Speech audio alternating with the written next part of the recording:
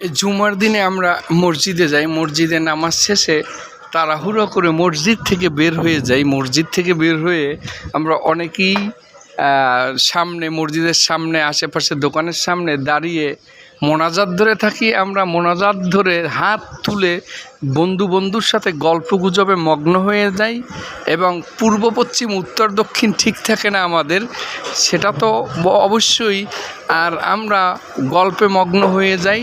এটা কিন্তু এক ধরনের ইবাদতের ভিতরে আদবের খেলাপের কাজ। এটা এক ধরনের বেয়াদবি, এটা এক ধরনের মস্কারা, এটা এক ধরনের ইবাদত নিয়ে মস্কারা করার মতো কাজ। তাই আপনি যদি প্রার্থনা করেন তাহলে প্রার্থনায় মনোযোগী হয়ে প্রার্থনা করবেন, তাহলেই আপনার প্রার্থনা সফল হবে।